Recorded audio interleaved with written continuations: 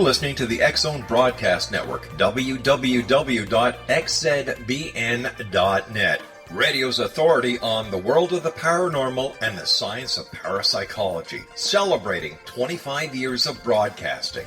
Broadcasting around the world and to the great beyond.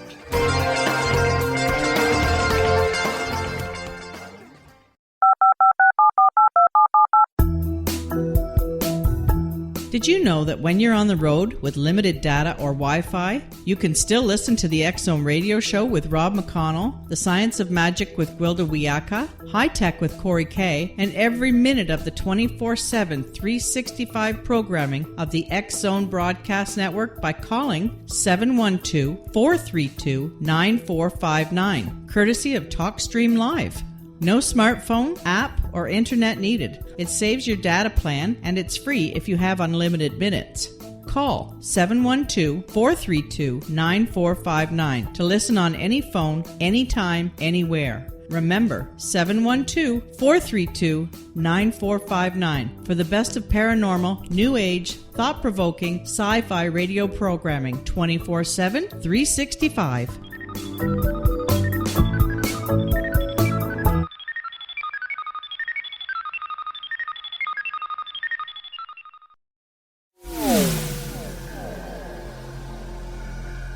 This is Kevin Randall. For nearly 30 years, I have been investigating the case of the Roswell UFO. I have interviewed hundreds of people and stood on the crash site. Now in Roswell in the 21st century, I have reviewed dozens of hours of audio and videotaped interviews, examined hundreds of files that relate to the crash, and have returned to Roswell in an attempt to put all that information into the proper perspective. For the first time in Roswell in the 21st century, I have made a dispassionate reevaluation of all that material and provide a new look at what happened.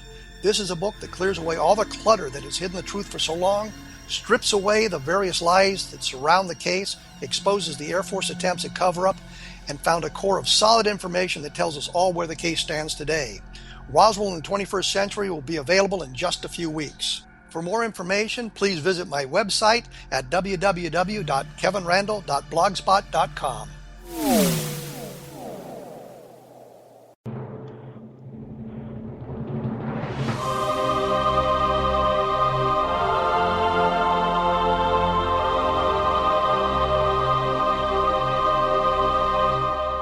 The Science of Magic with Gwilda Wiyaka is largely an opinion talk show. All opinions, comments, or statements of fact expressed by Gwilda Wiyaka's guests are strictly their own and are not to be construed as those of the Science of Magic or endorsed in any manner by Gwilda Wiyaka, Relmar McConnell Media Company, its affiliated networks, stations, or employees.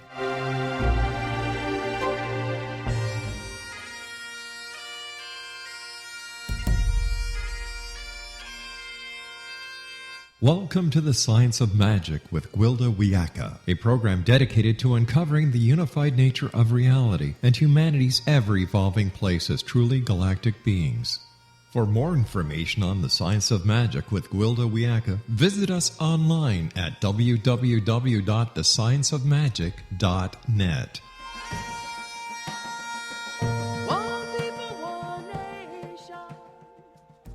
Welcome to the Science of Magic, a place where science and magic come together to transform fact into evolving truth. We're coming to you through the X-Zone Broadcast Network, www.xzbn.net, and can also be found on our website, www.thescienceofmagic.net. I'm your host, Gwilda Wiyaka. This hour we'll be exploring all of my relations. It's one of my fondest memories, though at the time I was not overly thrilled. I was on solo backpacking trip in my favorite area, the La Garita Wilderness in Colorado. It was 5 days into the trip without seeing another human being. One of the many things I love about the La Garita, outside of its amazing beauty, is its remoteness. I just crossed over the pass between Baldy Chateau and Stewart Peak. Still above tree line, it was over 12,000 feet elevation. Fighting for oxygen, I was totally absorbed in putting one foot in front of the other and feeling every ounce of the 60-pound pack. With great relief, I observed the tree line was not too far away, promising some welcome shade from the relentless sun. Then I saw the bear. I almost missed him. Although he was large, he was also black and nearly invisible in the shade of the trees. Discretion being the greater part of valor, I course-corrected to enter the forest at another spot. To my dismay, the bear followed, never letting me out of his beady-eyed sight. I was sure he could smell the food in my pack and could only hope he was well fed. The next hour was spent with my trying to get into the forest somewhere where he was not, and him following. "What do you want?" I finally shouted at him in total frustration. Suddenly, as if to answer my question, I felt his unabashed curiosity wash over me. I detected no malice, just wonderment. "Okay, fine," I finally relented. I was exhausted, hot, thirsty, and totally tired of being terrified. "Let's be friends. You just do your thing, and I'll do mine," I conceded, entering the forest as far from him as possible. For the next several days, my new friend shadowed me, but though he was never far away, he kept a polite distance and never threatened or approached. One evening, I caught him watching me hanging the food in a tree. "Bears climb trees," I almost heard him say. Yet he never did. It was my food, and he was my friend. In the time since that trip, I've made a point to befriend every animal I encountered. Many people as well. After all, they are all my relations. I found the secret is to understand those around you, totally accept them for what they are, but not put them in a position to hurt you or let you down. Offering others friendship instead of suspicion and fear has changed everything. About a month ago, while walking my dog, I heard the distinctive sound of a rattlesnake. I levitated just as he struck. I'd been about to step right on him. Whether by accident or on purpose, he missed. "Thanks for warning me and for sparing me, my friend. I'm sorry to have violated your space," I apologized. As unsettling as it was, I'm not afraid to go walking again. The snake is my friend and will always warn me before striking. However, I do make sure to see what's around me, as he will strike should I threaten to stomp on him again. He's my friend. I understand his nature. That's what friends do.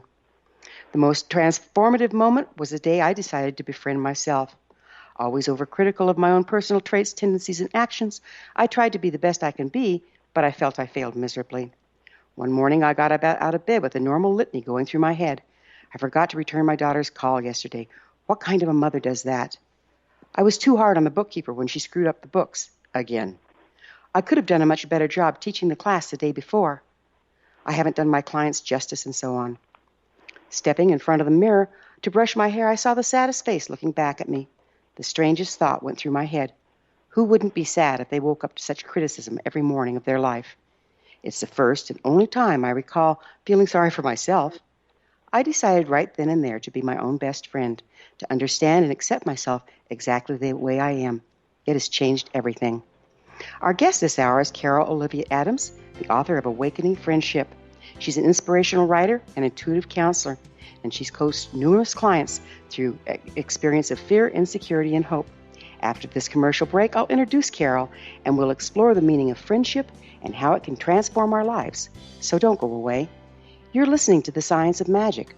Prior innovative episodes can always be found on our website, www.thescienceofmagic.net.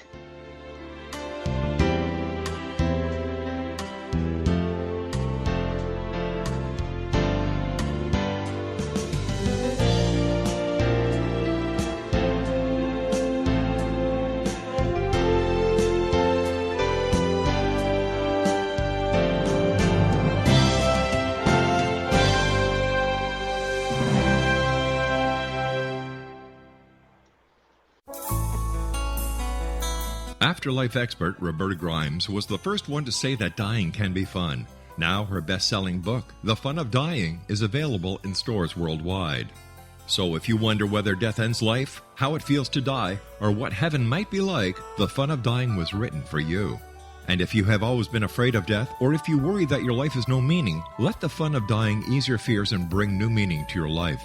Nothing said in The Fun of Dying is based on the teachings of any religion. Instead, Roberta draws on evidence to explain how death happens, how it feels, and what comes next. A lot of the best death-related evidence was produced in the first half of the 20th century. When it is put together with recent discoveries, it tells a consistent and amazing story. Roberta Grimes blogs and answers questions at robertagrimes.com. Her wonderful book, The Fun of Dying, is available on Amazon and at stores worldwide wherever books are sold.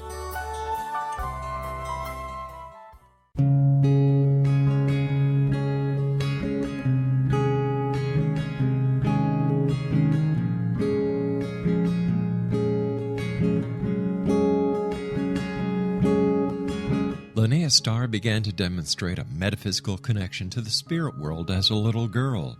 Her family noticed the connection, but it was a great-grandmother who told the family that Linnea was indeed gifted. The great-grandmother, who was also gifted, felt that Linnea had indeed inherited these attributes. It has been noticed that oftentimes such things are passed down through the generations. Linnea was also born with a caul, a thin white membrane across a newborn's face. Legend has it that if the baby is born with this caul, the child will have second sight, or what we call psychic abilities. Linnea Starr does past, present, and future, and has the gift of prophecy. It is written within scriptures that if you are able to give factual information and prophecies indeed come true, the gift indeed comes from the divine realm. Linnea Starr does large interactive groups as well as private gatherings. For more information on Linnea Starr or to contact Linnea for a one-on-one consultation, visit her website at www.linneastar.com. That's www.linneastar.com.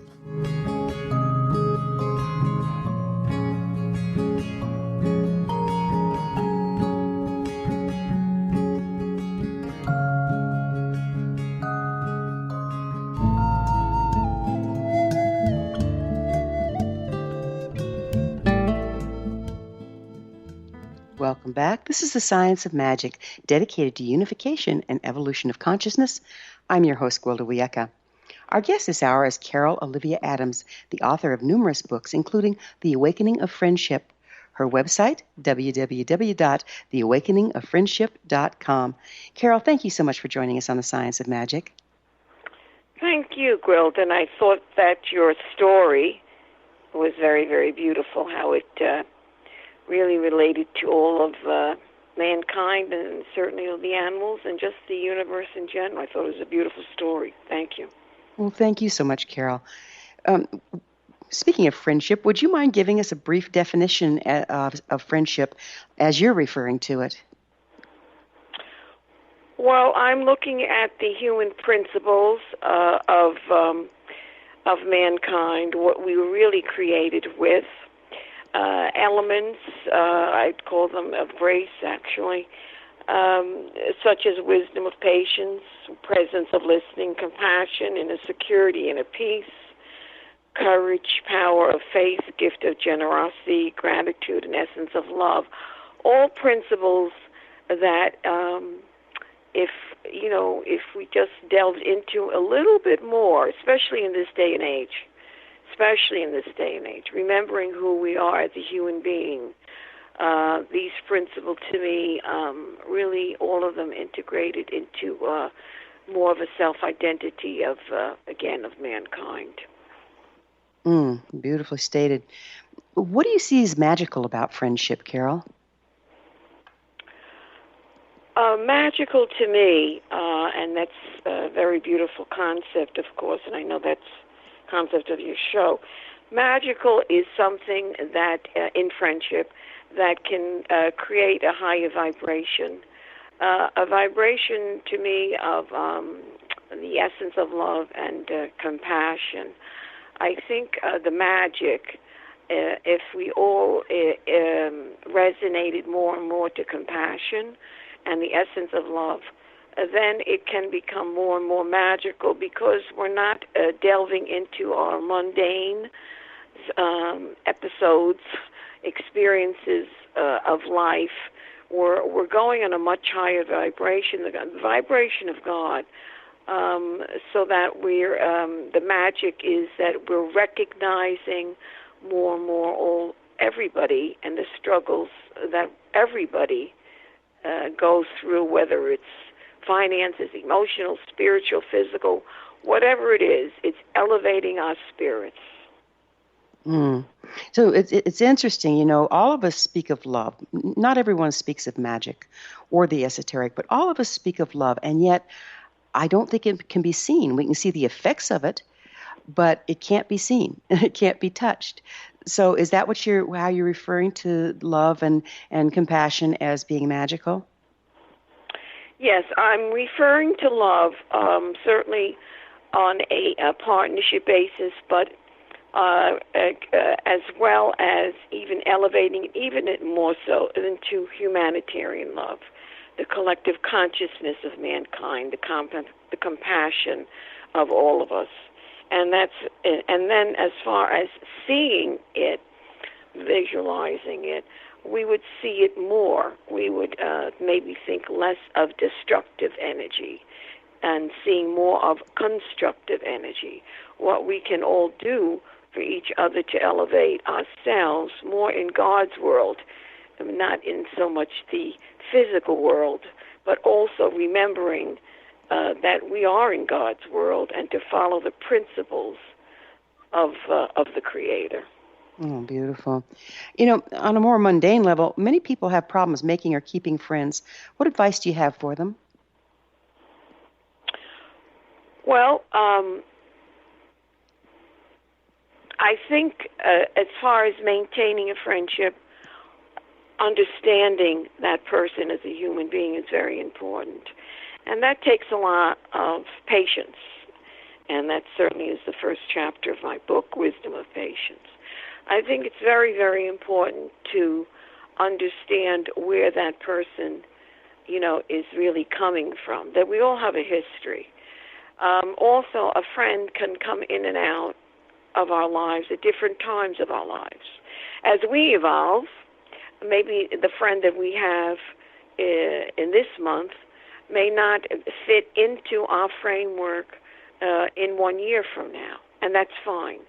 But as far as maintaining a friend that fits into our concept of friendship, the human qualities, it certainly is the understanding of that person, allowing patience. I think one important, very important essence of it is listening.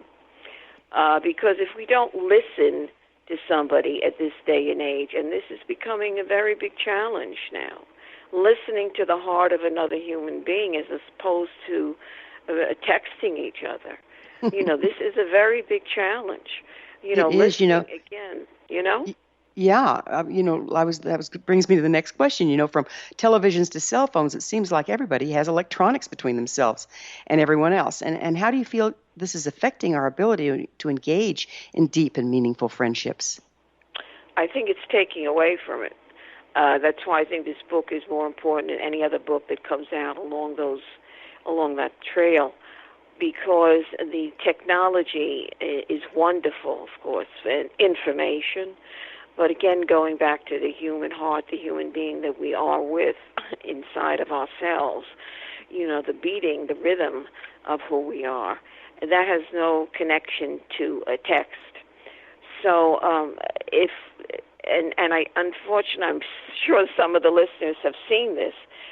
People go out to dinner and one person is on their cell phone and the other is on their cell phone, and somehow they eat together. I have no clue how, but it's becoming more and more prevalent, and again, it's the information aspect is wonderful in what it can do, but it certainly is not taking or enhancing our heartbeat, our connection, or certainly compassion.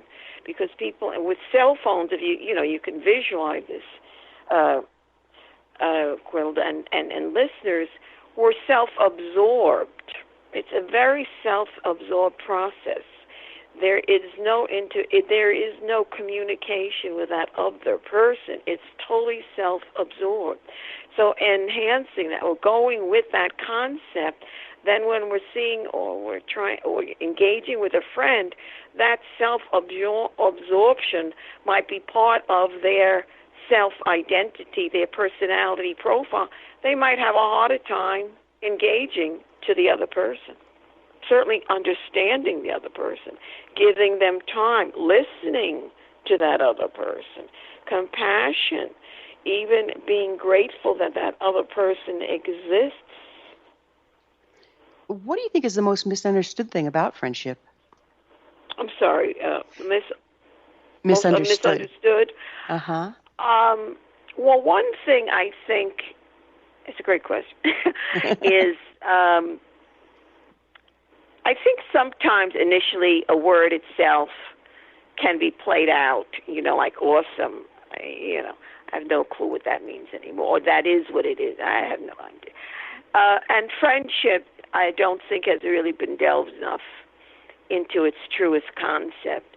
So I think misunderstood, meaning that it's maybe has been taken more lightly than ever.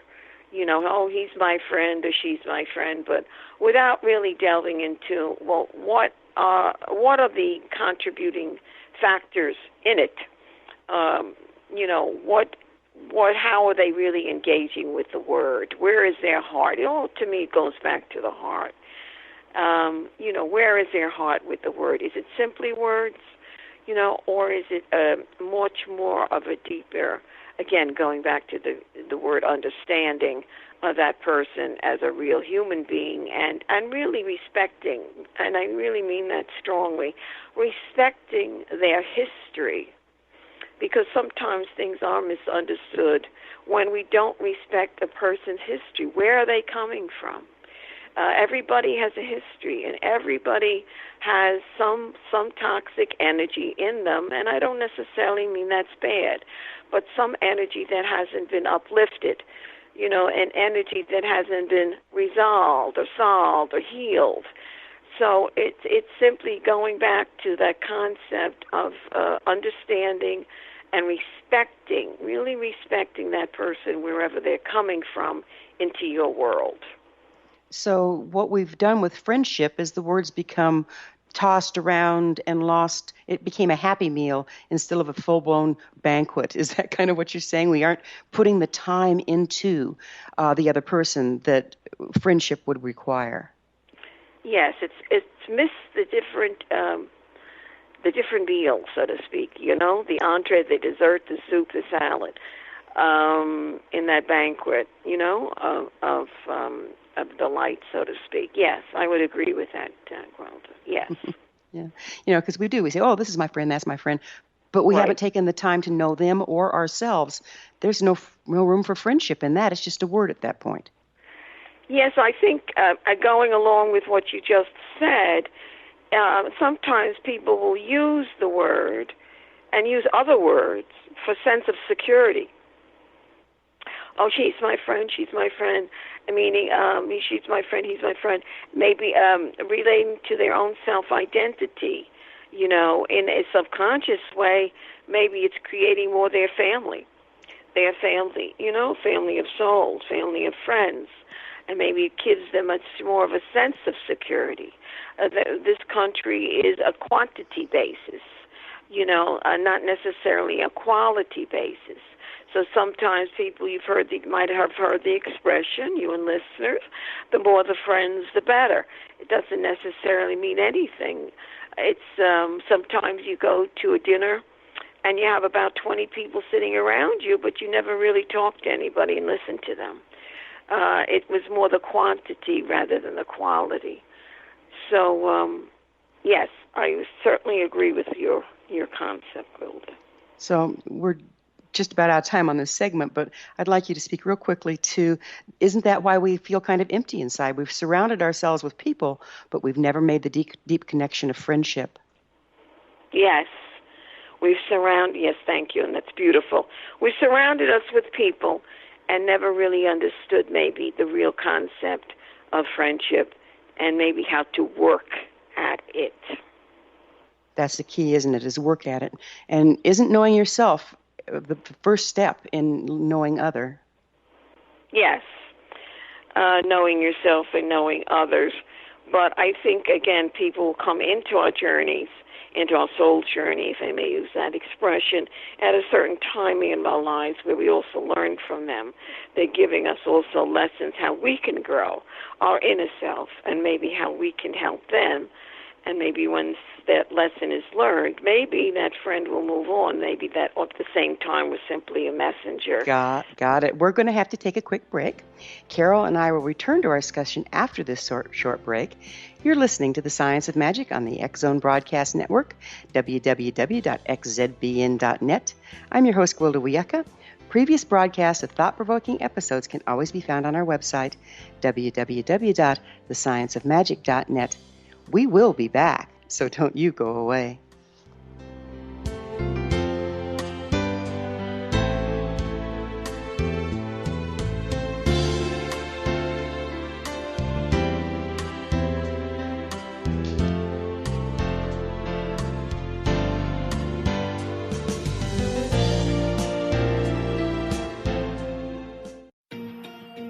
Wouldn't you love to know the secret to everything?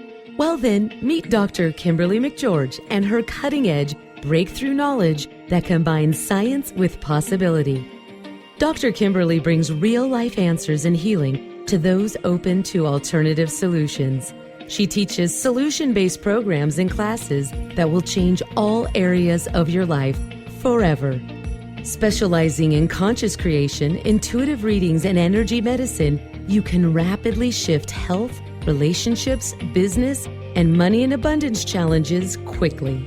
Receive her best-selling book, Secret to Everything, at no cost by going to secrettoeverything.com/X-Zone. That's right, transformation can start now. Just go to secrettoeverything.com/X-Zone and receive Dr. Kimberly's book for free.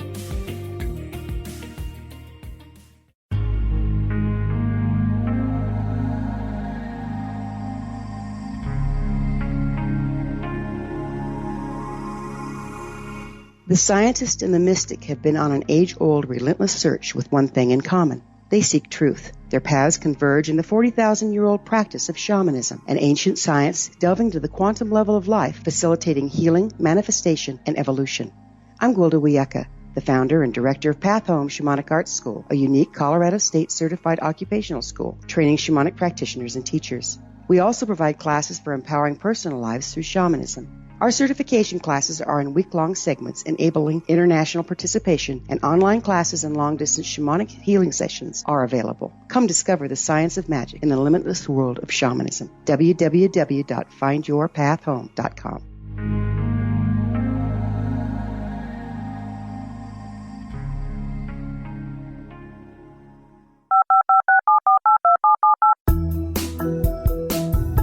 Did you know that when you're on the road with limited data or Wi-Fi, you can still listen to the X-Zone radio show with Rob McConnell, The Science of Magic with Gwilda Wiyaka, High Tech with Corey Kay, and every minute of the 24/7, 365 programming of the X-Zone Broadcast Network by calling 712-432-9459, courtesy of TalkStream Live. No smartphone, app, or internet needed. It saves your data plan, and it's free if you have unlimited minutes. Call 712-432-9459 to listen on any phone, anytime, anywhere. Remember, 712-432-9459 for the best of paranormal, new age, thought-provoking, sci-fi radio programming 24/7, 365.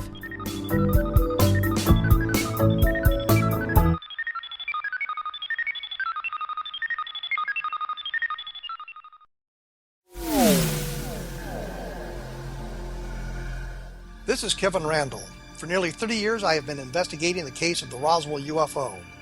I have interviewed hundreds of people and stood on the crash site. Now in Roswell in the 21st century, I have reviewed dozens of hours of audio and videotaped interviews, examined hundreds of files that relate to the crash, and have returned to Roswell in an attempt to put all that information into the proper perspective. For the first time in Roswell in the 21st century, I have made a dispassionate reevaluation of all that material and provide a new look at what happened. This is a book that clears away all the clutter that has hidden the truth for so long, strips away the various lies that surround the case, exposes the Air Force attempts at cover-up, and found a core of solid information that tells us all where the case stands today. Roswell in the 21st century will be available in just a few weeks. For more information, please visit my website at www.kevinrandall.blogspot.com.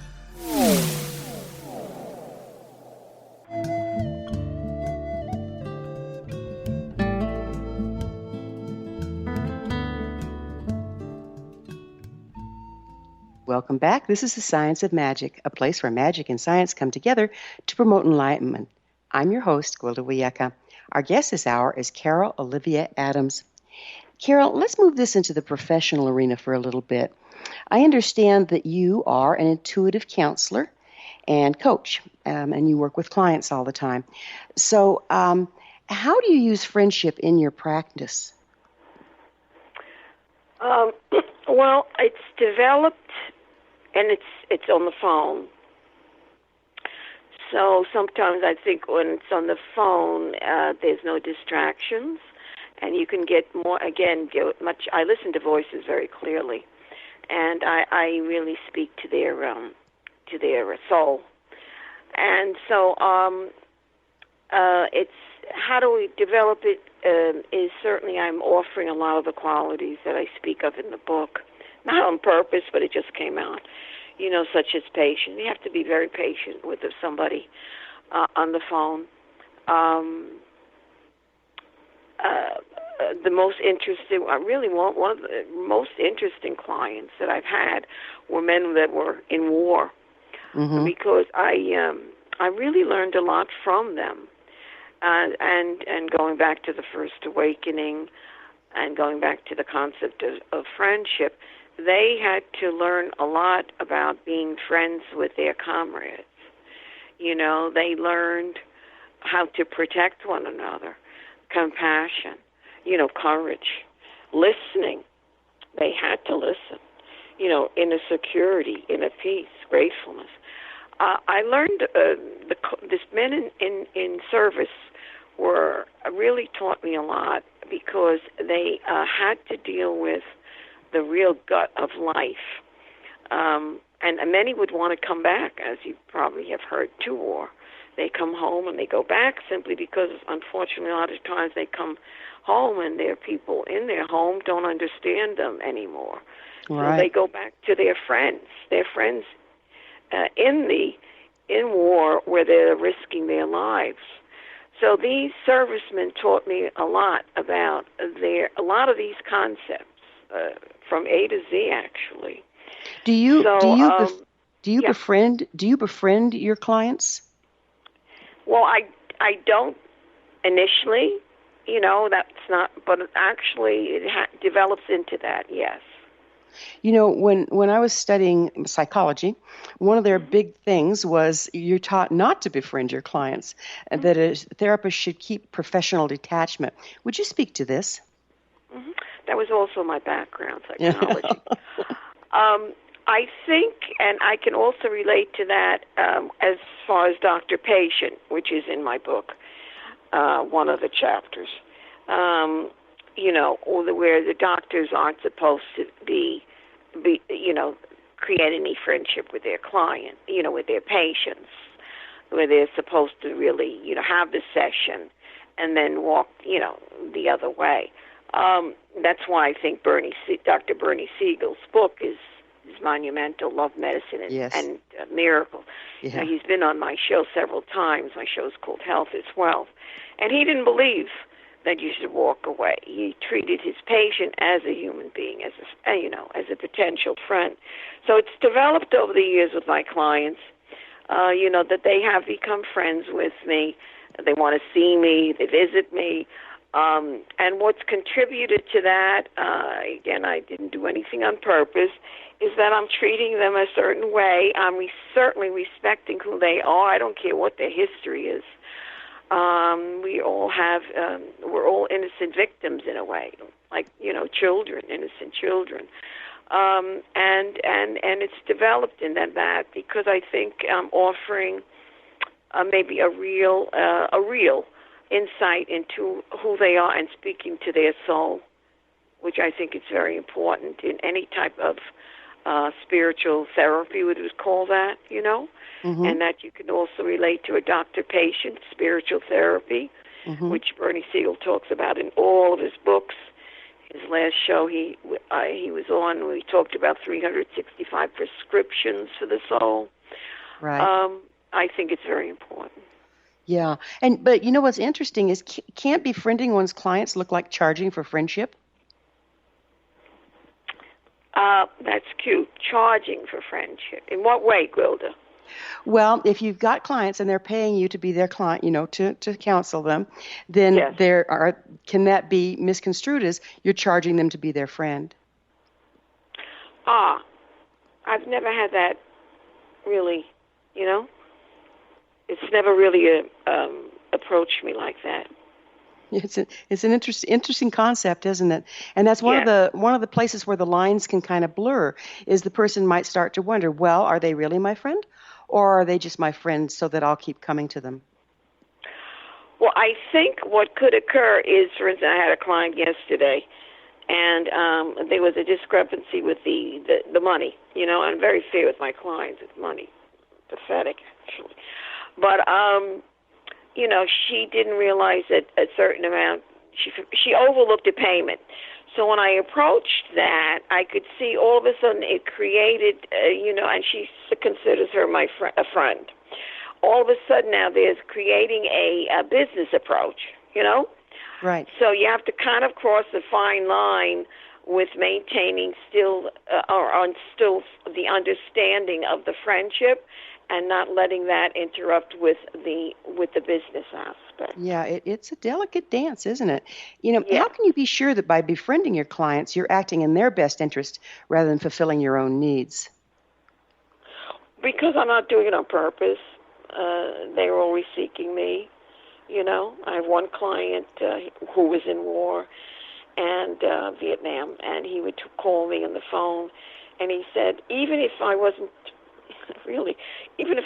giving him a session, I was giving him a session, but prior to starting the session, even though he was talking to me, he wanted me to charge him. So I'm not doing it. I'm not doing it on purpose. Okay. So I think what happens is they see through me, and they see through my honesty. Right. And I think that's how it happens. Right. So do you find there's a risk of an unhealthy dependency that can result from becoming too close to your clients? Well, that's a great psychological question. I don't see the dependency developing because it's not as frequent, I think a dependency can develop between anybody in life, client, no client, patient, if it's a consistency, and when that person you feel, quote, really, really needs to speak to you and only you and only, that can become a dependency. I had one client that relied very, very heavily on a famous guru, and she would help him a lot in India, in I think Bombay, and she became very, very dependent on him for advice. But when he wasn't around, when she had a situation that was very, very discomforting to her, when he wasn't around, she realized that which was interesting, she had to withdraw from being so, if we want to call it, dependent on him, and realize more and more her own self-empowerment. Got it. So, you speak of offering many fine things to a friend: patience, compassion, and listening, just to name a few. How important do you think it is to be able to receive these from our friends as well, and why? I think it is friendship, whether it's through a whatever scheme we're talking about. I think it is important. You might not necessarily initially expect it, but I think everything in life goes back to one of the ingredients of nature, and I always go back to nature because nature to me is the wisdom of life. It's Very balance, well put. balance, right? Yeah. Well, we always try to remember, we don't try to remember, but we are ingrained with it. We can't help it because we're part of the human existence and part of nature. So when we feel that the nature or the balance isn't coming back to us, but when we've listened and listened, and they're not listening to us, I think a lesson for us, and it's a good lesson, is certainly to back off and maybe disengage with that friendship, because we've learned from it, and which is great. and then we simply move on, open up a door will open, whatever you want to call it, a window, who the heck knows, and somebody else will enter into our journey, which fits in more to the balance, of friendship. Beautifully put. So, do you see that sometimes we might be carrying wounding that makes us unavailable to receive, and therefore somebody might be trying to put their half up, but we're not picking it up? Well, yes, I think, and I think you said wounded, right? Mm-hmm. That is a very, very a powerful concept, because some people have been wounded much more than others and haven't healed. And I've seen this, some people have gone to therapists for years, but I haven't seen any changes. Mm-hmm. And that's why I really believe in spiritual therapy as well. But I think is wounded is certainly to understand the depth of that wound, where it emanated from, and then show as much compassion as possible. Great movie was Dead Man Walking with Sarandon. Mm-hmm. She acted as a nurse, not as a nun, with, I forgot his name, but very well known. He was in prison. She was continuously showing him her love, her loving energy, until he actually turned around and told her he loved her. So I have another client, and her husband was very abused, a lawyer, and he didn't want to hear the word. But now he, through her loving energy, turned around and tells her all the time he loves her. Mm. So these things might not always happen with wounded people, but I do think it's part of each person's journey to expand with love, so that every person that walks into our life, that we also expand in our hearts like a balloon with love, because each of us have our own issues. And issues to me is not necessarily negative. It's just things we haven't cleared up. And I'm not convinced we can ever clear up everything. I don't think we can. There's always going to be something dangling. It'd take a while, wouldn't it? Right? You know what I'm saying? How long we're supposed to be here.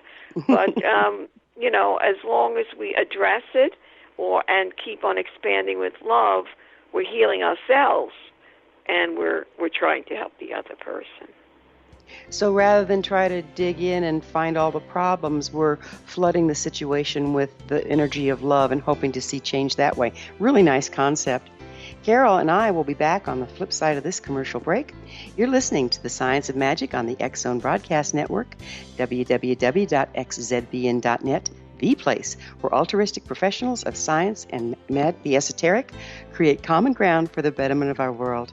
You can always listen to thought transformative broadcasts on our website, www.thescienceofmagic.net. We'll be back, so don't go away.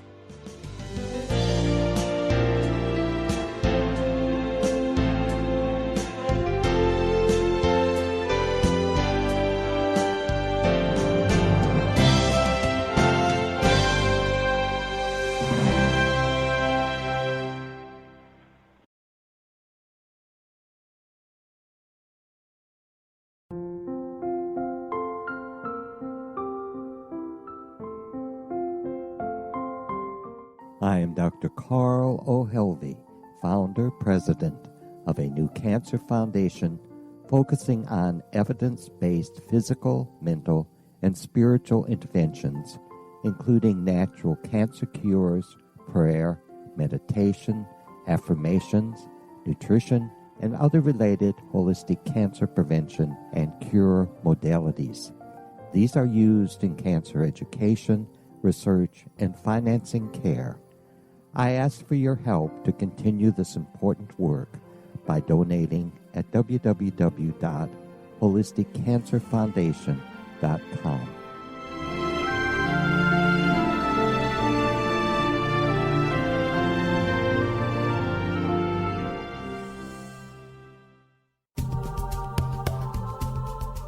If you enjoy reading a good mystery with a touch of the paranormal, then you'll love From Out of the Woodwork by William S. Peckham. Sean Kennedy, a Toronto contractor, buys derelict houses, guts them, and turns them into multi-family dwellings. When Sean buys 29 Livery Lane, a century house in ruins, and starts the renovation, the house fights back. He is visited by ghosts of owners past. His visions are triggered by touching an oak mantle, reading a faded letter, opening an old locket, or opening a brand new casket in the basement. These visions will take you on a trip across southern Ontario from Niagara Falls to Toronto to Kingston. From Out of the Woodwork is now available in paperback and on your favorite electronic reader. To order your copy of From Out of the Woodwork, go to www.williamspeckham.com. That's www.williamspeckham.com.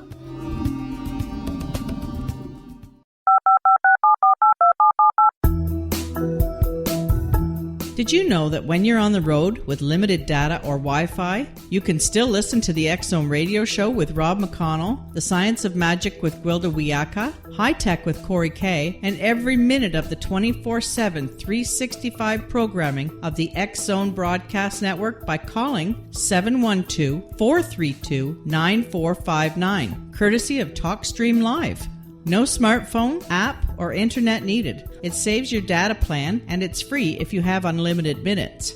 Call 712-432-9459 to listen on any phone, anytime, anywhere. Remember, 712-432-9459 for the best of paranormal, new age, thought-provoking, sci-fi radio programming 24/7, 365.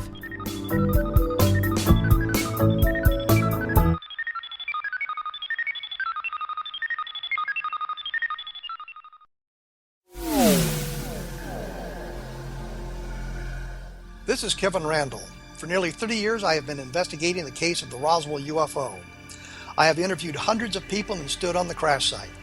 Now in Roswell in the 21st century, I have reviewed dozens of hours of audio and videotaped interviews, examined hundreds of files that relate to the crash, and have returned to Roswell in an attempt to put all that information into the proper perspective. For the first time in Roswell in the 21st century, I have made a dispassionate reevaluation of all that material and provide a new look at what happened.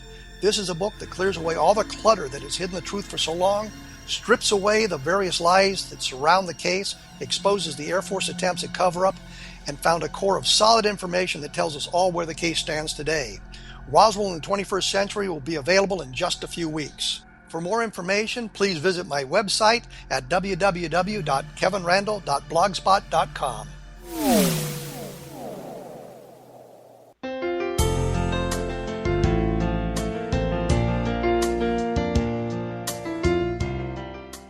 Welcome back. This is The Science of Magic, bringing together gifted people of service to the world. I'm your host, Gwilda Wiyaka. Our guest this hour is Carol Olivia Adams, author of The Awakening of Friendship. Carol, there's many kinds of friendship as far as I've seen. Would you discuss that? You know, all friendships aren't created equal and they have different purposes. Would you mind speaking to that? Yes, there are many types of friendships. One is, of course, a romantic friendship. You know, my partner, quote, is my best friend. You can have, of course, a very good friend only interacting in business that you trust. Trust is another big issue with friendship. You trust that person in business. You have your own show, Gwilda. I'm sure you trust the people on the radio station. You have a friendship. A business friendship. You can have a spiritual friendship. People that you connect with know a certain understanding of how, it's almost like a certain language, you know, a language that you both understand. You can have many types of friendship. It's really, you know, and whatever resonates to where you are in your life at this moment. I always look at the pie, the pizza pie. There's different sections in the pie. You know, one is emotional, physical, spiritual, financial, sexual, whatever you want. There's many, many sections in that pie. And at this time of our life, maybe the emotional friendship is more important than the spiritual friendship. You know, it's where that soul is evolving at the moment. So we kind of tend to be drawn to the friends that are at the same frequency we are so that we can support each other on our path? I would say so. Yes, yes. I think it's drawn to us if by a higher source, because if you notice, sometimes we don't know how somebody enters into our journey, and that time they're a messenger for us. So I would agree with that. Yes, Gwilda. Do you think that friendships can replace family? Yes, definitely yes. The book actually, subtitle is Spiritual Journey, Embracing a Family of Friends. I think there's I've been studying this too. You know, children are we're all born into a genetic blood tie family. But I continuously see this, that a lot of us are not nurtured by our one parent or two parents, not the way that we would have liked it to be. And that is nothing unusual. Sometimes we simply that soul picks that blood tie because maybe there's other people around that genetic family or friends that walk into that realm of our situation. So I think it's more, yes, it's a replacement, but simply more, to me, it's simply another source of a family because we choose our friends. And to me, it sometimes can be even called a higher calling because we're choosing them. Our family members, we didn't choose. We're sitting opposite Auntie Susie over there in Thanksgiving, and we're hoping she chokes on the drumstick. You know, we've had those we drive 5 hours to get to I don't know where just to be one day for Thanksgiving, you know, and we can't stand the food, you know. So, again, a friendship is, to me, a family. And that family can, as I was saying, change from time to time as we evolve, change time to time. And that's part of life. One constant thing of life is change. Yeah, that's the truth. Yeah. You know, we're not always supposed to be in the same tradition of things. Things move on. Everything in life moves on. The water, even though it looks still, there's always going to be a ripple. So everything is change. And I think friendships can be another source of family members. Yes. So, do you have any advice on how we can make friends out of our family members? I mean, they aren't just here happenstance. They're, you know, some people say we do choose the family we're born into. Mm-hmm. I think to be open to it, and that can be sometimes an issue.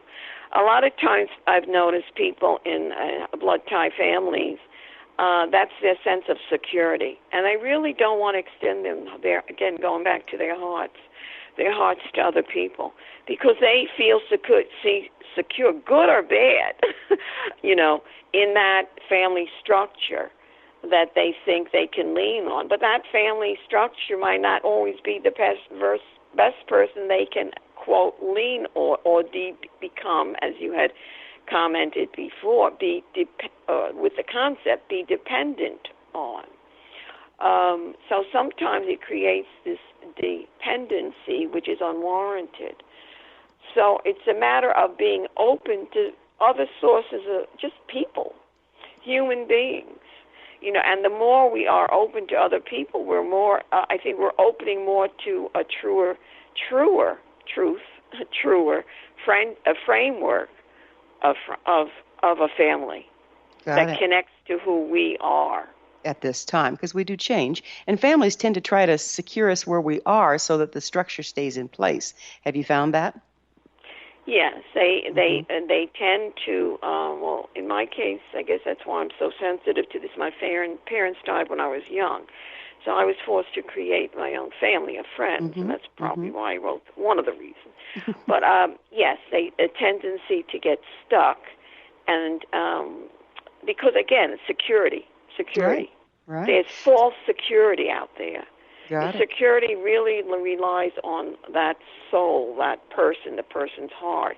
Even if you're in a partnership, the security is not necessarily that partner, you know, but it's within yourself. Yeah, and the more you get into yourself, the more courageous you'll be. Let's talk a little bit about friendship and agenda. What do you think are the hidden agendas that can prove to be pitfalls in developing healthy friendships? Such as, what would you say with that, Gwilda? What Well, agenda? just let's say if let's say I decided I wanted to make a family out of my friends. And that's okay if they're in agreement with that. But what if that's not the kind of friendship they want? I come into the friendship with an agenda. I want a family. And that may not be their agenda. So how do we work around that sort of thing? You go to other people. In other words, they have to fit into your loving energy, to your source, right? Your soul, your source.